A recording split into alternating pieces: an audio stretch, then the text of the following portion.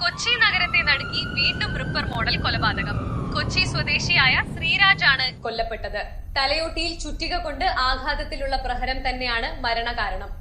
ഇതിനോടകം തന്നെ 2 ആഴ്ചയ്ക്കുള്ളിൽ സമാനമായ 4ാമത്തെ കൊലപാതകമാണ് ഇത്.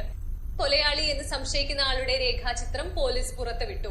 കൊലപാതകയെ പിടികൂടുന്നത് വരെ രാത്രി സഞ്ചാരങ്ങൾ ഒഴിവാക്കണമെന്നും 9 മണിക്ക് ശേഷം എല്ലാവരും വീടുകളിൽ ജനലുകളും വാതിലുകളും അടച്ച് സുരക്ഷിതമായിരുന്ന് പോലീസിനോട് സഹകരിക്കണമെന്നും പോലീസ് മേധാവി ജനങ്ങളോട് ആവശ്യപ്പെട്ടു. എടാ, ഇത് +2 പഠിക്കുന്ന ഒരു പെൺകുട്ടിയെ തലക്കടിച്ചു വന്ന കേസല്ല. ഇതെങ്ങനെ 4 പേരായത്? എടാ, അത് കഴിഞ്ഞ ആഴ്ച പെണ്ണിന്റെ കേസ്. അത് കഴിഞ്ഞ് കഴിഞ്ഞ ദിവസം 2 IT-കാരെ തലക്കടിച്ചു വന്നത്. ഇതൊക്കെ എപ്പാ? എടാ, കഴിഞ്ഞ ദിവസം രാത്രിയിൽ ഇവര് താമസിക്കുന്നിടത്ത് പോയി ഇയാള് വെല്ലടിച്ച് കഥ തുറന്നു കൊടുത്തവന്റെ തല തന്നെ അടിച്ച് അങ്ങ് പൊട്ടിച്ച്.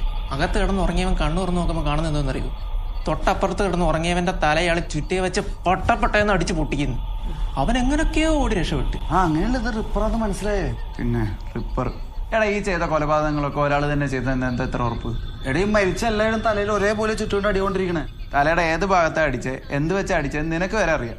അപ്പൊ ആർക്കെങ്കിലും ആരോടെങ്കിലും വൈരാഗ്യം ഉണ്ടേ ഇതുപോലെ തന്നെ തല്ലി കൊന്നിട്ട് ചെയ്ത് റിപ്പറാന്നൊക്കെ പറഞ്ഞാൽ പോരെ? അങ്ങനെ ആയിക്കൂടെ? അങ്ങനെ ആവാം, പക്ഷെ ഇങ്ങനെ ആവാലോ. ഒരു കാലാണ് നമ്മുടെ നാട്ടിലെ പോലീസുകാർ രാത്രി 9 മണിക്ക് ശേഷം പുറത്തിറങ്ങി നടക്കണമെന്നും പറയില്ലല്ലോ. പിന്നെ 9 മണി, പിന്നെ നാട്ടുകാരെ ആവശ്യമുള്ളവരൊക്കെ 9 മണിക്കൊക്കെ പുറത്തിറങ്ങി നടക്കും. എന്നാ പുറത്തിറങ്ങി നടക്ക്. കുറച്ചു മുമ്പ് ഒരു ചെറുപ്പക്കാരനെ ഇപ്പൊ തലക്കടിച്ച് വന്ന് അയാളെ ചുറ്റിയെ വെച്ച് തല ടാറ്റു അടിച്ചു തരും. പാവോടാ, ജോലിയൊക്കെ കഴിഞ്ഞ് നടന്ന അടിക്കാന്നൊക്കെ പറഞ്ഞ് കുപ്പിയൊക്കെ മേടിച്ച് പോണ വഴിയായിരിക്കും. അയ്യോ, എടാ, മാത്തപ്പനെത്തിയില്ല, അവനെ വിളിച്ചേ. അയ്യോ, അവനും ജോലിയും കഴിഞ്ഞ് കുപ്പിയും മേടിച്ചാൽ അടിക്കാൻ വേണ്ടി വരുമായിരിക്കും. പെട്ടെന്ന് വരാൻ പറ.